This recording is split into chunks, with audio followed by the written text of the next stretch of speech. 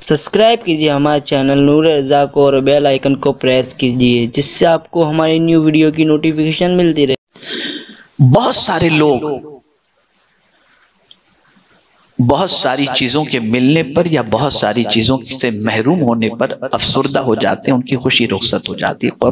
قربان جائیے قرآن کی اس آیت پر، ایک سائیکولوجیکل انسان کی تربیت یہ آیت کر رہی ہے، اور اس میں بھی حضرت امام جعفر صادق رضی اللہ تعالیٰ عنہ کا ایک قول جب میں آپ کے سامنے پیش کروں گا تو میں یہ سمجھتا ہوں کہ آج کی محفل کا مقصد انشاءاللہ العظیم کسی حد تک کامیابی سے ہمکنار ہو جائے گا۔ مقصد جو ہے آیت لِکَيْ لَا تَعْصَوْا عَلَى مَا فَاتَكُمْ وَلَا تَفْرَحُوا بِمَا آتَاكُمْ، ایک عظیم تصور قرآن دے رہا ہے، ایک عظیم سوچ قرآن دے رہا ہے۔ کیا سوچ ہے؟ قرآن کہہ رہا ہے اس لیے کہ غم نہ کھاؤ اس پر جو ہاتھ سے جائے۔ مثال کے طور پر پہلے ارب پتی تھے، اب ہماری پوزیشن یہ ہو گئی، اس پر غم مت کھاؤ۔ کیوں؟ میں اس کا ریزن بتاؤں گا۔ جو کچھ تمہارے ہاتھ سے چلا گیا اس پر غم مت کھاؤ، اور اسی کے ساتھ ساتھ اور اس پر بھی خوش مت ہو جانا جو تمہیں اللہ نے دیا ہے۔ دونوں چیز کتنا عظیم پہلو ہے۔ جو چلا گیا اس پر غم مت کرو، اور جو ہے اس پر خوشی مت بناؤ۔ توجہ چاہوں گا، ایک ایسا قانون قرآن دے رہا ہے جس قانون کو انسان سمجھ لے تو میں سمجھتا ہوں کبھی اس کی زندگی میں افسردگی، اپسیٹ اور غمگین ہونے کا معاملہ نہیں ہو سکتا۔ جو چلا گیا اس کا غم مت کرو، اور جو ہے اس پر خوشی مت مناؤ۔ اس کی تفسیر میں امام جعفر صادق رضی اللہ تعالیٰ عنہ فرماتے ہیں جو گیا اس پر غم کیوں نہیں کرنا چاہیے؟ اس لیے کہ تیرے غم سے پلٹ کر وہ واپس تو آنے والا نہیں۔ تیرے غم کرنے سے وہ واپس تو پلٹ کر آنے والا نہیں، تو کیوں غم کرتا ہے؟ جو جانا تھا گیا، اور جو تیرے پاس ہے اس پر تو خوشی بھی مت منا، اس لیے کہ موت اس کو تیرے ہاتھ سے چھین لے گی۔ جب موت آئے گی تو تیرے پاس جو بھی ہے وہ سب موت تو چھین لے گی، تو لے کے تو کچھ بھی نہیں جا سکتا۔ آدمی کہتا ہے یہ میرا بنگلہ، یہ میری گاڑی، اللہ فرماتا ہے تیرا ہے تو لے کے جا قبر میں۔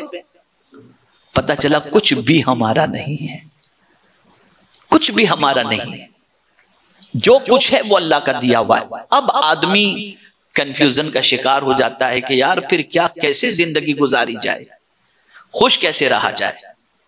بس ایک حدیث عرض کرتا ہوں، اور میں سمجھتا ہوں کہ اگر اسے آپ نے ذہن میں محفوظ کر لیا نا تو انشاءاللہ رب نے چاہا تو دنیا میں بھی خوشی ملے گی اور آخرت میں بھی خوشی ملے گی۔ رسول اعظم صلی اللہ علیہ وسلم فرماتے ہیں تمہیں خوش کب ہونا ہے؟ ہائے ہائے سبحان اللہ، تمہیں خوش کب ہونا ہے؟ حضور فرماتے ہیں اذا سرت کا حسنتک، جب تم سے نیکی ہو جائے تم خوش ہو جائے۔ ایک خوشی کا دستور سرکار نے عطا فرما دیا۔ اور تمہیں غم میں کب گرفتار ہونا ہے؟ وساعت کا سیئۃ، جب تم سے گناہ ہو جائے تم غمگین ہو جاؤ۔ خوشی ہو جائے، نیکی ہو جائے، خوشی مناؤ، اس لیے کہ نیکی ایسی چیز ہے جس کا فائدہ دنیا میں بھی ملتا ہے اور آخرت میں بھی ملتا ہے۔ نیکی انسان کے قلب کو مطمئن کرتی ہے۔ غریب کا مال کھانے سے سکون نہیں، غریب کا پیٹ بھرنے سے سکون ملا کرتا ہے۔ آپ اللہ کا ذکر کریں گے تو سکون ملے گا، گانے میں سکون نہیں ہے۔ آپ کسی پریشان حال کی مدد کریں گے تو سکون ملے گا، آپ کسی انسان کو پریشان کریں گے تو سکون نہیں مل سکتا۔ جب اللہ کا ذکر کریں گے تو آپ کو سکون ملے گا۔ اور بڑی پیاری بات مجھے یاد آ گئی، بڑی پیاری بات، خوشی وہ ہے جسے یاد کر کے بھی خوشی ہو۔ آپ حج کرنے گئے، واپس آ گئے، کیا کہنا، کیا عرفات کا منظر تھا، یاد آ گئی وہ چیز، پھر بھی آپ کو خوشی ہو رہی۔ یعنی وہ کام جس کے کرنے کے یاد آنے پر بھی خوشی ہو، حقیقی معنوں میں وہ خوشی ہے۔ تو ایسا کام انسان دنیا میں کرے ہی نہیں جس کے کرنے کا یاد آتے ہی افسوس ہو، میں نے ایسا کیوں کیا۔ ایسے کام کرو کہ جب وہ کام بھی یاد آ جائیں تو تمہیں خوشی نصیب ہو جایا کرے۔ یہ سب سے اہم خوشی ہے۔ یہ سب سے اہم خوشی ہے. میں یہ نہ کرتا تو اچھا تھا لیکن میں نے یہ کیا. یعنی دونوں پہلو کو آپ دیکھیں. اور یہ حضور صلی اللہ علیہ وسلم نے فرما دیا اذا سرت کا حسنتک، نیکی کر کے کبھی انسان کو گلٹی فیل نہیں ہوتا.